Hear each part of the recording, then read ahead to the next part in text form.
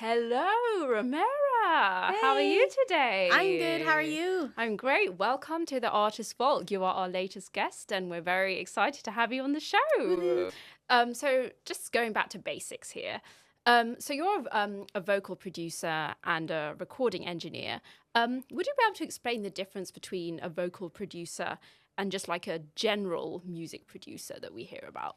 Yeah, for sure. I think a music producer has a lot more to do with the composition, the makeup of a track, the instrumentation, the writing aspect of it, like adding drums, synths, bass, coming up with like the musical concept, and like the instrumental side of things. Whereas a vocal producer such as myself has a lot more to do with the vocal performance, vocal arrangement, and vocal effects. I see. So would, like smoothing out the voices, perhaps adding some auto tune and pitch correction, things like that. Yeah. So those are the kinds of things that you would do in your work. Yeah, I do a lot of coaching in addition, like as part of my vocal production process. I see. Artists will come in with me. I talk to them about what their song might be about. We walk through their vocal performance. We choose how to break down the recording process on the day. So like I might decide I think we should record all the verses first, all the pre-choruses, then all the choruses, then the middle 8 last if it's like in a higher range, for example. So that is all up to like our discretion. And also as a vocal producer, I do all the editing, the tuning, the timing in some situations. And sometimes I write ad libs and different vocal lines. I might suggest changes in some of the top line, like the top line melody, if it might benefit the flow of the track, but ultimately being a vocal producer is all about finessing the vocal performance. I see. So that there's a lot that goes into it that people perhaps like aren't even aware of. So you've actually been, playing around with melodies and producing and writing harmonies since you were quite young. What's your first memory of doing it? I've been doing it since I was little, but not even understanding or knowing that vocal production is what I was doing. I used to sing along to a lot of like Shania Twain songs in the car with my dad, but I would almost never sing the top line. I would always sing the harmonies, and I would craft up like little in between ad libs. And whenever I would like do a talent show with my friends, I was so particular about everyone harmonizing. Like if there were 4 of us, I'm like, we need 3-part harmony and 2 of us are going to be doing the melody and blah, blah, blah, and blah, blah, blah. You're going to do this. You're going to do that. Let me write out the arrangement. I used to like listen to other people's YouTube covers as well. Like if they were a trio, and like analyze and scrutinize their performances and be like, I don't think it should have gone to that chord. I think they should have resolved to this, and all that, without really realizing that I had that inclination for vocal production, really, or that was even a job that I could fall into. That's so funny that you were literally doing it without even realizing you were doing it. And so I guess your musical training began back in Manila, where you grew up in Manila, I correct? did grow up in Manila, yeah. And you trained classical music, like specifically with piano, drums, and vocals. What was that experience like? At the time, I was really bored of it. Wow. I played piano. I started playing piano when I was 5 years old. I'm 29 now. It's very much a skill that I haven't honed in on since I like did my grade 8 ABRSM, for example. Like after I did my piano exams, which again fell into the more classical side of things. Yeah. I didn't really go back to classical piano performance.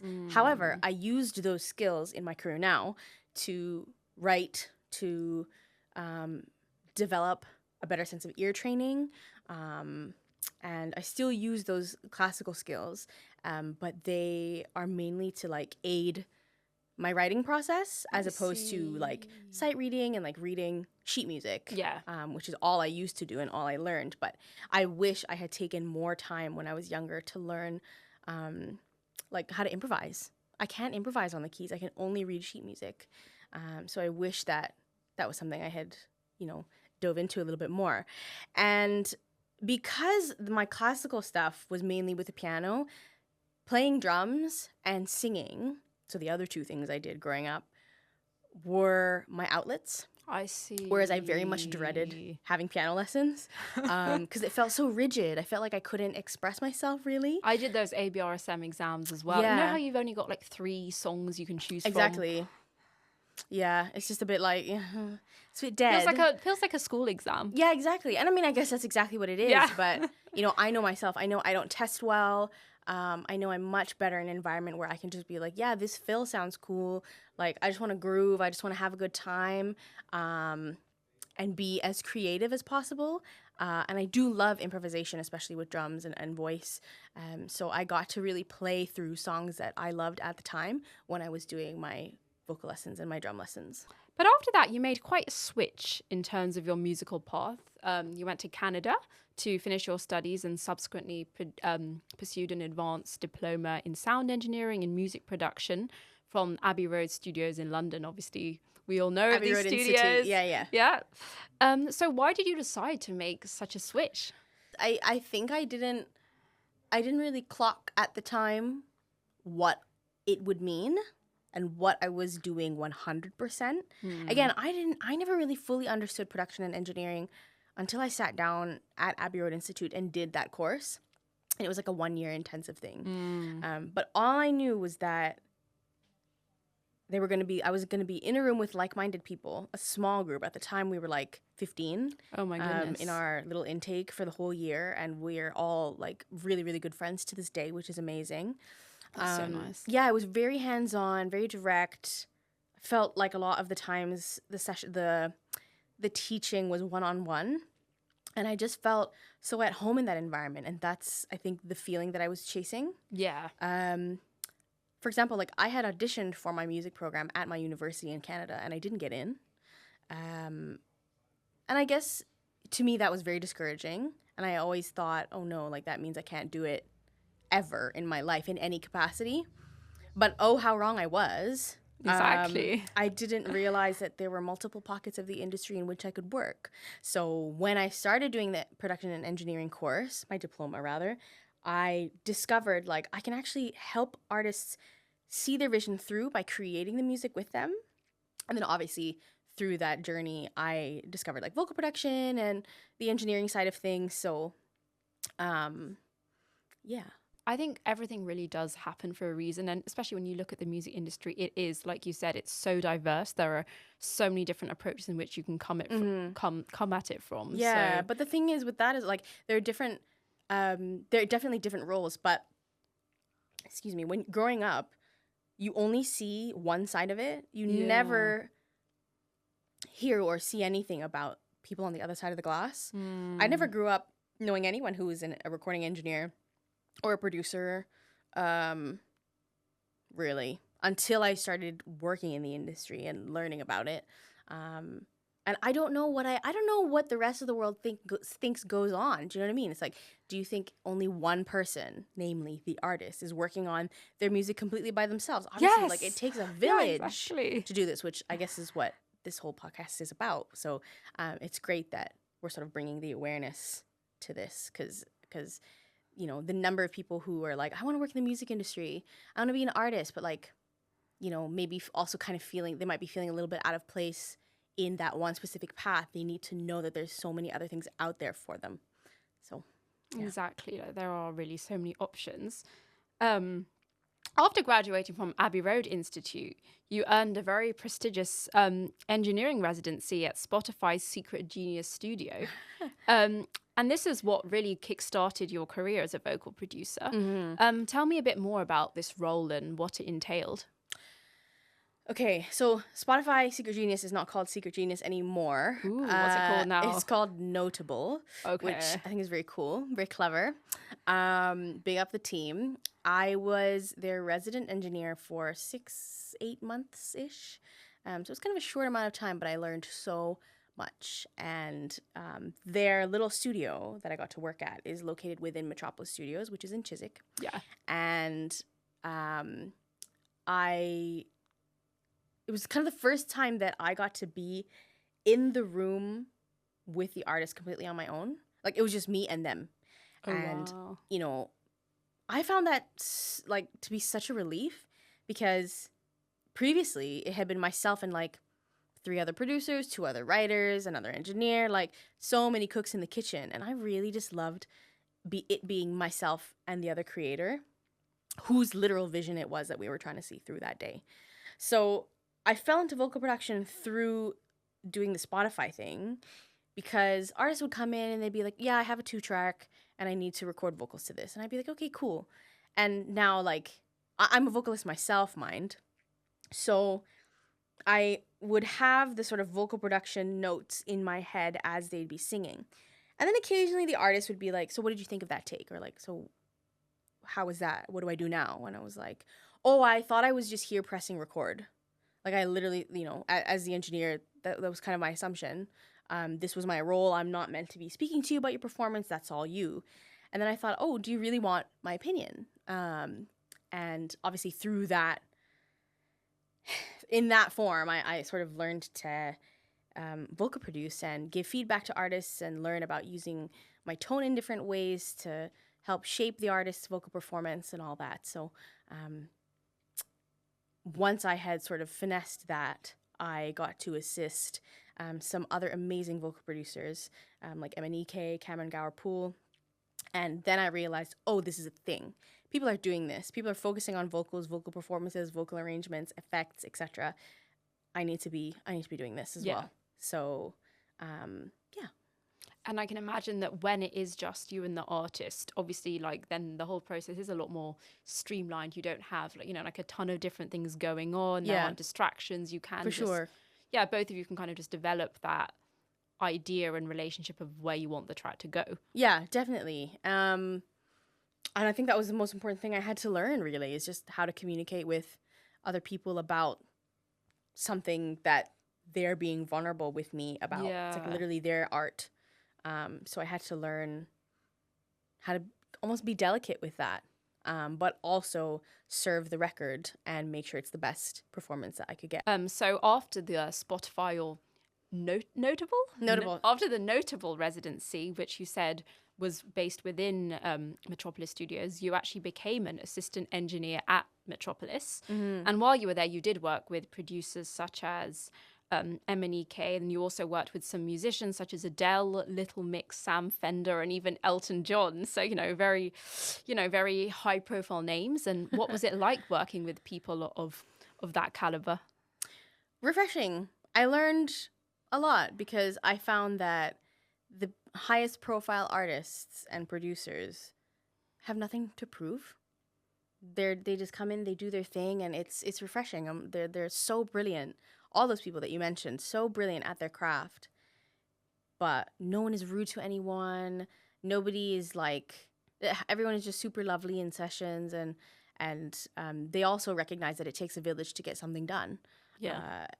Whereas I find that a lot of my negative experiences in studio environments have been with people who maybe think that they're very high profile, but they're actually not. So they expect to be received at a certain level. But actually, I learned through working with these artists that you mentioned, like, the highest profile people just have it down. They have a system. They know exactly what they want. Obviously, there's a lot more pressure. It was a very high pressure environment. I can imagine. But it was enjoyable for me. Like, I learned so much, and I loved soaking in all the information and the knowledge. And it was tough. I'm obviously speaking with, I guess, with what's the word? Foresight? Hindsight? Yeah.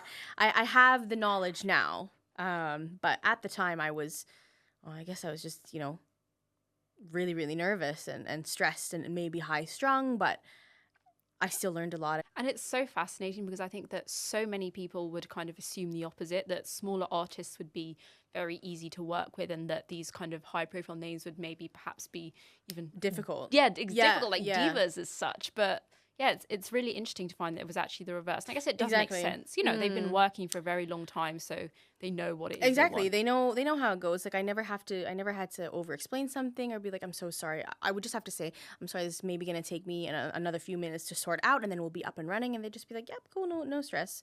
That being said, like, disclaimer, loads of smaller independent artists are lovely to work with, and the majority of the artists I work with are in fact independent. So it's just about, I guess, managing expectations and attitudes, and Absolutely. yeah. So your next step after you finished working at Metropolis Studios was actually beginning to work as a freelance recording engineer at Platoon, which is a music distribution and artist service owned by Apple. What made you decide to go freelance, and how has the experience been so far? Okay, the experience is up and down, very, very up and down. But I knew I couldn't leave becoming an assistant engineer without having an opportunity that would really allow me to go freelance with a little bit more ease.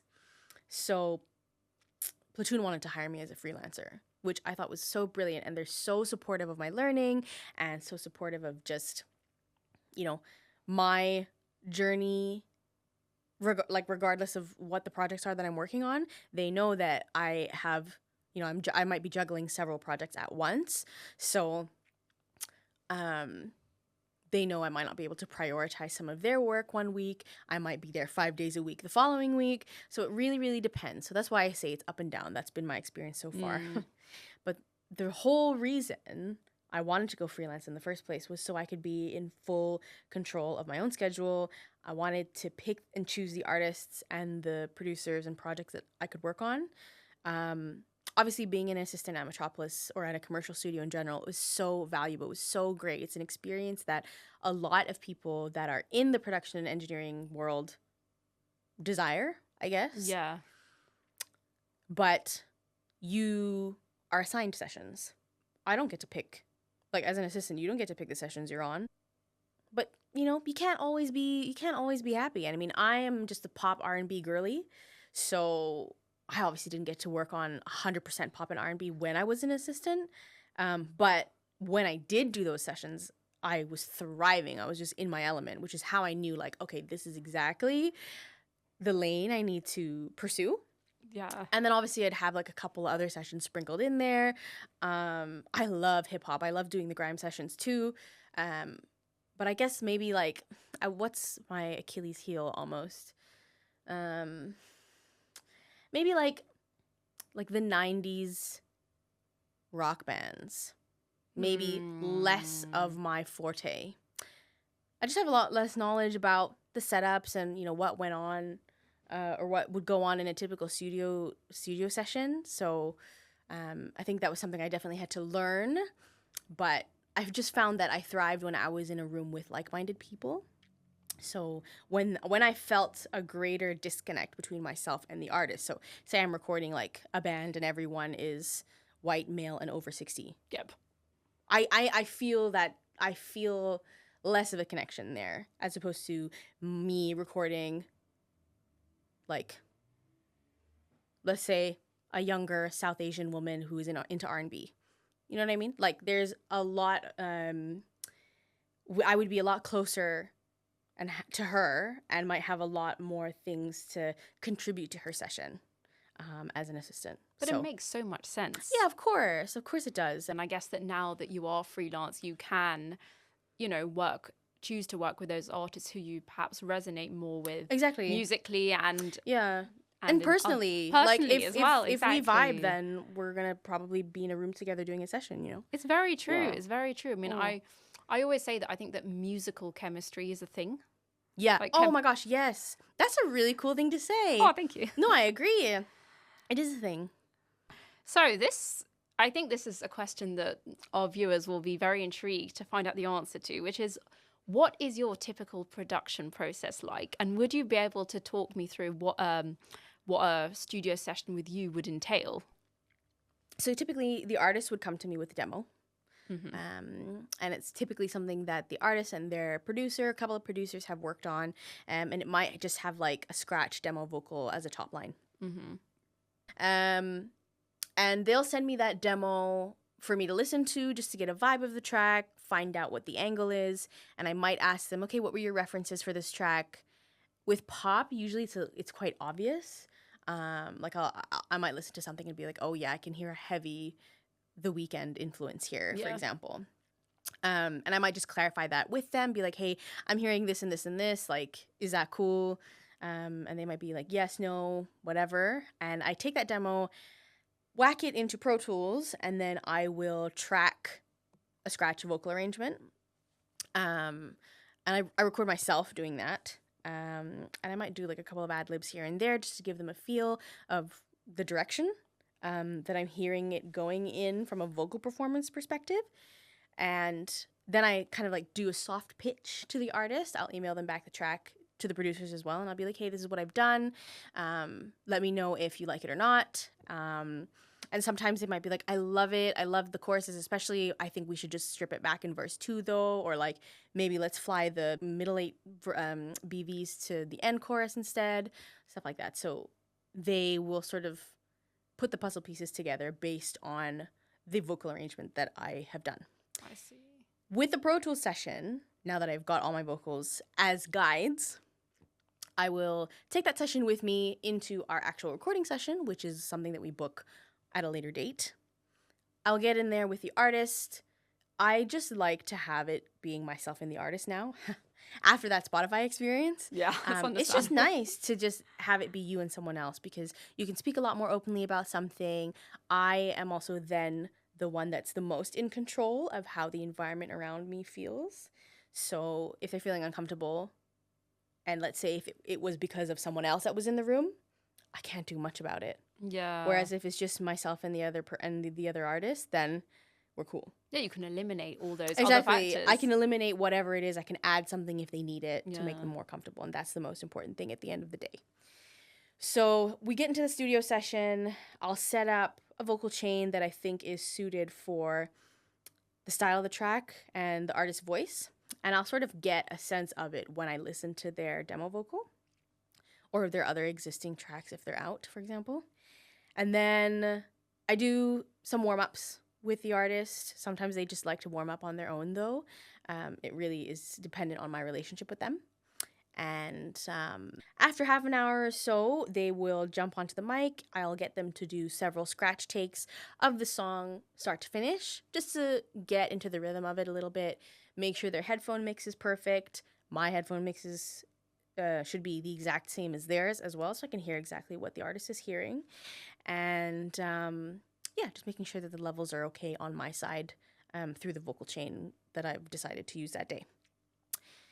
And because we've got our stems, my guide vocals rather. The ones you made in Pro Tools. The ones I made in Pro Tools. Yeah. I will basically go in chronological order with the artist, and I'll start in like, let's say the first BVs come in, BVs meaning backing vocals, sorry. BVs will come in pre-chorus 1, let's say. We'll start tracking pre-chorus vocals, pre-chorus backing vocals there, using mine as a guide. The artist might sing along to my vocals and then finally take my vocals out once they understand how to sing it, or they can just keep my voice in, whatever. But then it's just like robotic. We do BVs like a machine usually, or that's how I like to do them because I like to do a lot of stacks of vocals. And so we're just doing one by one. You listen to this, learn it, record it. Next, listen to it, learn it, record it. And then we'll do a little bit more creative stuff to get some ad-libs for the end of a track, usually, especially in pop. And then they can walk away with something. And then usually I take the track away for like a week or so, and I'll do more editing, fine-tuning, etc. And I'll stem it out and send it off to the producers or whoever else, or the mix engineer, whoever's taking it on after me. I see. Yeah. This was so interesting. I think that, people just don't realize all of this work goes into it. Yeah. And how long would that typically take when they come into the studio with you? Like, I usually request a day per song. Yeah. And like a day being 6 to 8 hours. Yeah. It really depends on the artist. Like the artist I worked with a very long time, it'll take us sometimes 4 or 5 hours. Yeah. It'll be shorter because we get into the flow very easily. But with artists who are new to recording with me, it's usually a bit longer. My next question is more kind of on the creative side. How would you describe your style of production? Oh my days. My style of production? I think my style of production is just very influenced by the producers I came up learning from. And those are probably the big three: MNEK, Trey, Jean-Marie, Camille. Anything that those three have touched has really inspired me. And I had the privilege of being able to assist the last two Little Mix albums. And those three were across those two albums, basically. And it was such a privilege to just watch Uzo in his element, vocal producing. And I learned so much watching him, and then watching the input from Camille and Trey. And it's all about just the punchy, sassy vocals, the lush, thick arrangement that kind of encapsulates everything, like from beginning to end. And I grew up listening to a lot of Motown. So is there that kind of R&B, old school R&B influence there Definitely, as well? yeah, definitely. A lot of Motown. My musical tastes have always been R&B lenient. And, well, pop as well. So I love a song with, like, structure. I love verse, pre-chorus, chorus, Yes, verse, pre-chorus, me too. chorus, bridge, chorus. And I think it helps it helps me structure and stylize. And I think we need that. I mean, it's really cool to experiment now and again with different things, but I still like having structure around whatever it is I'm creating. So having that kind of pop vocal structure is really helpful. I think that's part of my style. A lot of the ad libs I'll come up with are very R&B. A comment that I've got a lot is that my voice can be a little bit Disney princess when I sing. That is a lovely compliment. I don't know. And the older I get, I'm like, It really? is. Thanks. Who doesn't love a Disney movie? Come on. I do love a Disney movie. But I'm trying to like stray away from that a little bit. I'm trying to not be super musical theater. But yeah, the sort of Disney musical theater kid in me is always needing to be fulfilled. And I think she comes out when I'm doing vocal arrangements too. So Is that, would you say it's Disney princess in the style of that perhaps maybe you enunciate a lot? I think so. I think there's like the enunciation aspect, but also just, I think I just sound happy when I sing, unfortunately. Unfortunately? Well, it's funny because I love to create dark pop, like dark R&B, all that. Like that's what I want to be creating, and then I'll sing it, and then it'll be like, happy. You just need to look out the window in London, then that sadness will just come through. Exactly. That's so true. That's so true. So obviously, it's no secret that, music production is a very male-dominated field. I mean, I think everyone's aware of that. So what has your experience been like working in this field as a woman, and especially a woman who's quite young? Thank you for phrasing that question that way. You know why? A lot of people skip out the part about being a young woman. It's very relevant, though. It is super relevant because I think a lot of times people ask me like, oh, what has your experience been with regards to like being a woman and like your race? Yeah. But I've never, like outwardly at least, I've never received any sort of criticism or discrimination. Again, outwardly, maybe it was happening behind my back. I don't know. Never received that as a result of my race, but I have got it because I was young. Because I am young. Yeah. So very, very insightful way to phrase that question. But it was tough, which is so interesting for me to be phrasing it like this again, because I'm only 6 years in, which to me and to a lot of these like music industry veterans is so fresh. Like 6 years is not long to be working in this industry, I don't think, especially when you compare yourself to like these bigger, great producers that have been doing it for decades. Like these people have decades on me, I mean, do you ever find that, for example, people might assume that because of your age, you may not be as capable of doing something? Oh, for sure. Yeah, definitely. I get that. I think people maybe think, oh, she's not been here long, so she's probably never been in a room with, she's never recorded this. She's never done this style before. And I think people might be quite shocked to find out that I've actually, had my what's the phrase? Like my hand in different baskets, I guess, or my fingers in different pots. For the longest time when I was assisting, for example, there was like such a mixed bag of sessions. How could I not explore all of these different genres and ways to record things, you know? So I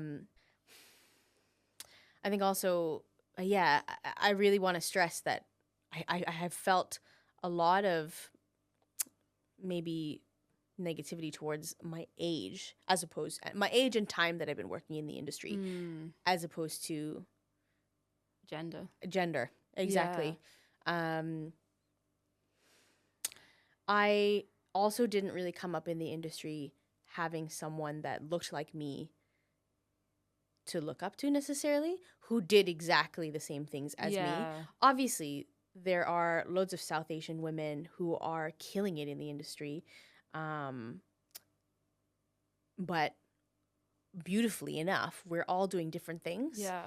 But I wouldn't say, like, compared to a young man coming up in the industry, he might have loads of greatness in front of him that he can look up to and see himself in. Exactly. He can see himself in those positions. Whereas I think when I was studying for my production and engineering degree, for example, I didn't have that. And it's been an internal battle for me to just become that woman for somebody else. Yes. I never thought that I would be. You know what I mean? Like, I never thought that someone would want to do the same thing that I'm doing. Where now I'm starting to hear about people that want to vocal produce and engineer and have also been classically trained and also want more of a technical background. So they're pursuing assisting or engineering first before they go into vocal production, for example. And that's amazing to me. And now, I mean, you're becoming a pioneer, and I think that's really beautiful. I don't know about pioneer, but thank you. But also, I think that your age is not even necessarily a downside, but also can be an asset, because when we look at how much technology has evolved in recent years, I mean, I think a lot of the kind of big name producers who have been around for decades, they may not be, their approaches regarding what they actually do technically will be different to yours, because you know, tech has evolved so much. Of course, yeah. And I think even for the kids who come up after us are going to have a completely different experience to me. Like, I'm probably going to look at them and be like, why are you doing that? Do you know what I mean? Like, I'll be like, oh, you mean you're not going to record it like this? Because that's how we used to do it back in the day. And I mean, I've had sessions like that as well, with kind of these legendary producers and mixers, and you just kind of have to respect that, because their it's method. Like, wow, like, yeah, I wouldn't be able to do what I do as an engineer if someone before me wasn't able to do what they were doing. And it's obviously just evolved to get to my point. It's going to evolve again to get to somewhere else. Yeah. Absolutely. And the whole process is just going to evolve times infinity, to make the process easier for artists and producers, really. Definitely. Is there anything that you think could be done to perhaps increase the intake of young women joining the field of vocal production?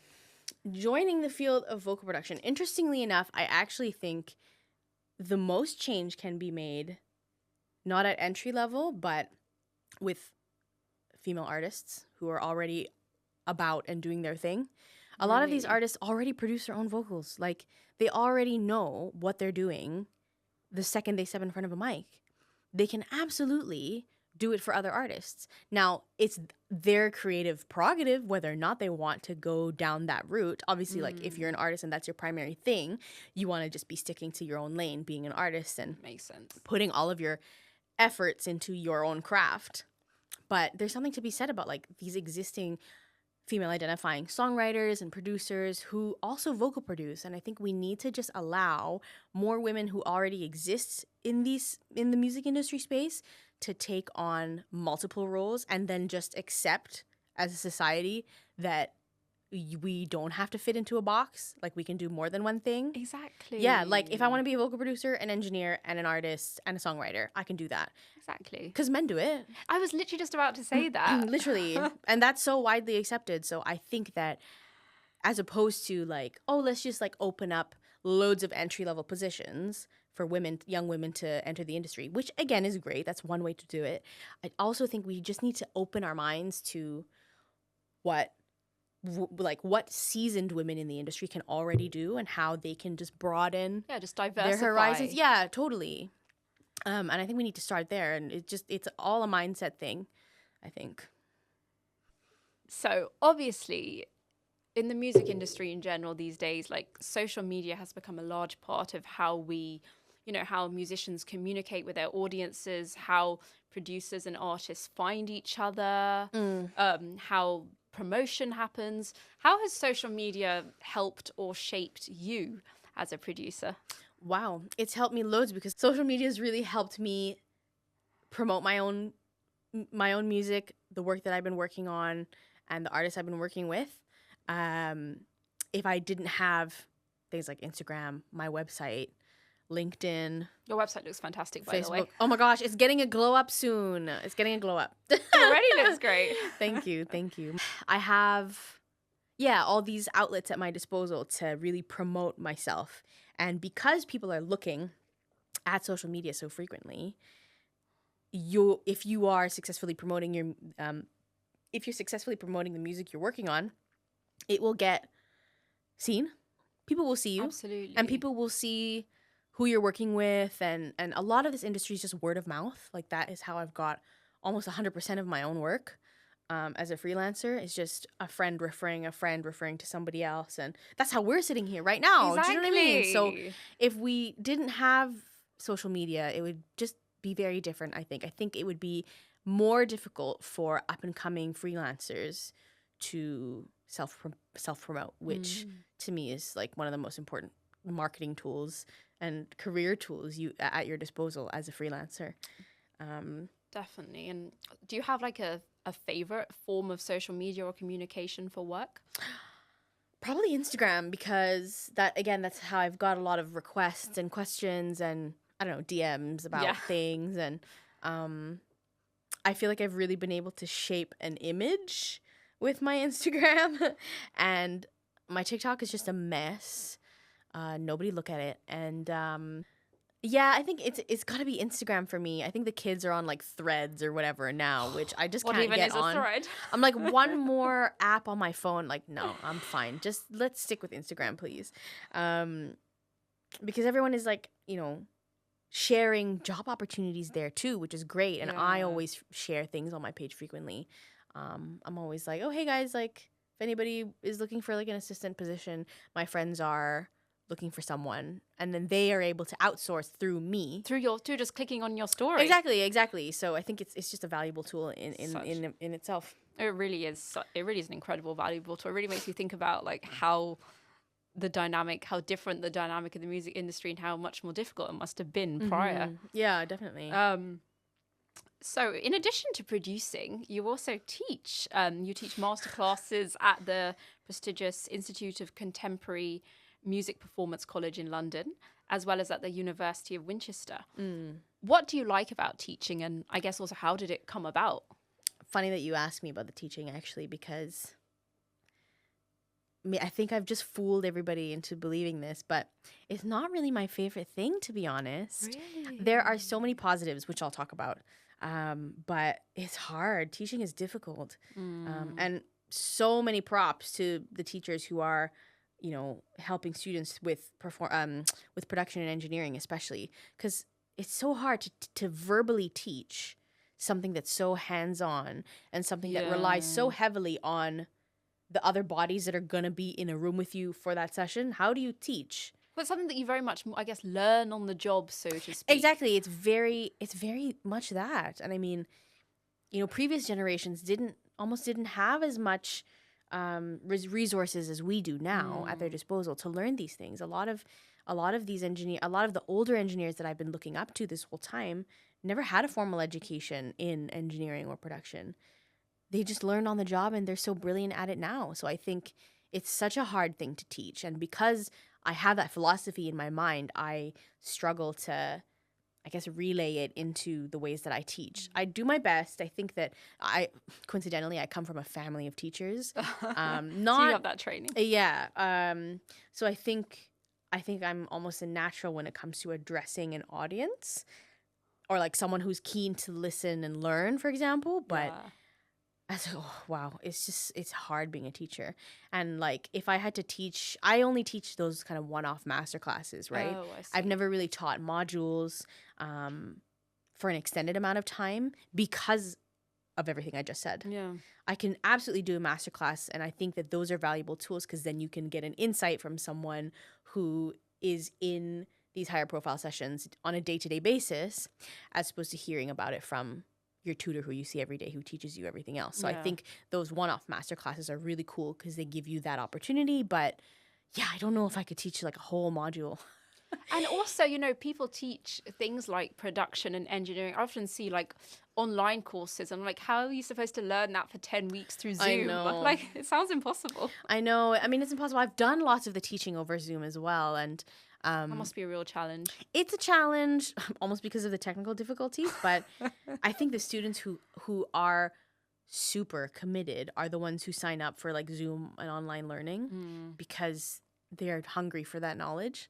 I don't think it's like, you know, it's mandatory. Everyone's sitting there bored. Like, no, I don't think it's that at all. I think people who are there showing up to Zoom, signing up for courses like that are very dedicated. You have to be. You absolutely have to be. Do you have any kind of memorable student stories or encounters you can share with us? There have been many, but recently, and I actually didn't have this conversation with the person face to face. I heard about it through my old program coordinator. I got an email from her the other day and she was like, hey, I just sat in on the business presentations, which is something that I had to do at the end of my Abbey Road Institute degree. So she's one of the program heads at Abbey Road Institute. I think she heads up marketing maybe. But she was saying, I sat in on the business interviews the other day and one student mentioned you and used you as an example of someone that they want to be. Oh, in the industry. Goodness. And I was like, that is so sweet. Just ugly crying. Oh. Yeah, that was just very sweet. And I remember being in that student's shoes as well and feeling the same about other people who had come in for master classes, other people who had graduated, and I kind of saw myself in them or started to see myself in their position, and I was like, wow, like as if I'm now that to somebody else. So that's cool. It's a chain, isn't it? It's a cycle. Yeah. So last year, you won the esteemed Music Producers Guild Award of Vocal Producer of the Year. That must have been a very special moment for you. And how did you feel? I kind of felt like I wasn't actually physically there receiving the award. Like it felt like I was I wasn't in my body. I was just like floating. Out of body experience. Yeah, it was kind of an out of body experience. But I was very nervous. And I feel like I wish I had just enjoyed myself so much more that day. Because I was so focused on what everyone else was thinking of me. So lesson. Let that be a lesson to everyone. Don't let that cloud your brain, but I definitely let it take over my It's easier said than done, though. Definitely easier said than done. I was feeling a lot of imposter syndrome that day, and I was obviously in a room with a lot of other producers who I loved and grew up looking up to, for example. So I was a bit like, ugh. And the other two who were nominated with me in my category are just legends. They're so brilliant at what they do, and I was like, I can't actually believe that I fall into this category with these other two. And I'm slowly accepting. It's a long process, kind of battling that imposter syndrome, and that self-doubt. Yes. I think it's something that a lot of people in the music industry struggle with. For sure, unfortunately, yeah. And okay, so this is quite, I'm sure it's going to be a very difficult question for you to answer. Oh, no. What has been the highlight of your career so far? Okay, I can't even talk about what the highlight of my career has been so far because it hasn't been released yet. It's a project that I will phrase it. Phrase it ambiguously. I'll phrase it ambiguously. I am so blessed to be working on a project with an artist who I've loved for a very long time. And her album isn't out. There hasn't really been much discourse outside of what we do, like what I hear about that's like internal. Yeah. So I feel like everyone is pretty in the dark about what we're doing. So it's not so all the fan bases on Twitter and Reddit are talking about it. Well, they're talking about it, but they have no idea. They have no idea what they're in for, and I just think that she's gonna take the world by storm, really. And I played a very small role. A role is a role. But hopefully, maybe even by the time this podcast episode comes out, something will be out in the world from that album that we can promote. So, but I'm very excited about it, and I think the reason I'm proud of it is because I feel like it's a result of the fruits of my labor, I guess. Like I've worked really hard to sort of, I guess, work on something like this, and I'm only now 6.5 years later starting to see the wheels turning in something I thought wasn't really possible for me before. So I'm really excited. And it is kind of like in that poppy world that I love. And I think with a lot of the projects I've been doing recently, my personality is coming out and my style is coming out a lot more with them. And I think this is definitely one of those projects. Like I feel like we just align. I hope she thinks so anyway, but yeah. I mean, it sounds so incredibly exciting, and I can't wait to see it when it comes out. And so it's so funny because the next thing I was going to ask you is who is your dream artist to work with, but I guess you can't tell us. No, I think I can tell you because I don't think I'll ever get to work with my dream artist, but hey, maybe this can be like my manifestation. I love Victoria Monet. I would love to work with Victoria Monet. She's great. She's very talented. Yeah, she's brilliant. I think Victoria Monet is one. If there's one record I wish I worked on, it would be the Silk Sonic album. So good. I love Bruno Mars and Anderson .Paak. And who else? I think Beyonce is up there, but like that's just so far out of my reach. These artists. You never know.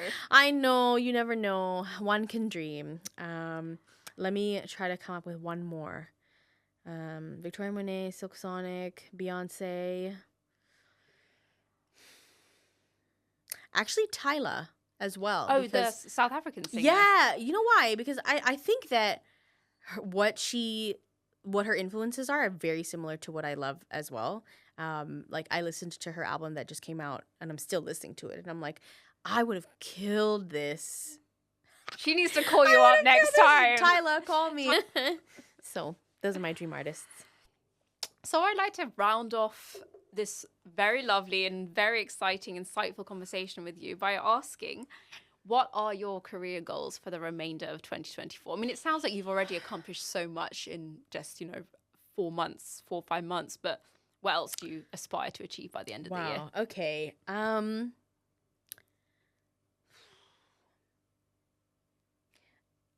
want to release my own project. I think that's one of my career goals. I want to get back into my own artist project, which has been so neglected for so long. I think obviously when you're delving deeply into other artists' music for so long, you just leave your own stuff to the side because it's just a hobby. But I have been so inspired recently by some of the sessions that I've been in. I think I can really put it towards a project of my own. And maybe it would be a little bit of a vanity project, but there's nothing wrong with it. Thanks. I think it would really almost heal something in me because I have all these ideas swimming around in my head, and I just want to put them out onto something that feels like it's me.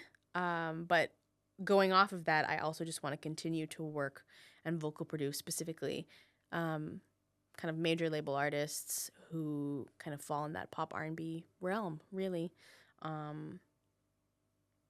That's kind of the step I want to take. I love working with the independent artists that I have been working with, and slowly the clientele is shifting now, but I want to keep working with the great independent artists that I have a great relationship with, but also add in some more artists who maybe have a little bit more of a platform, more of a fan base, so I can help kind of develop my own personal production style a little bit more and have it heard a little bit more maybe. And That's wonderful.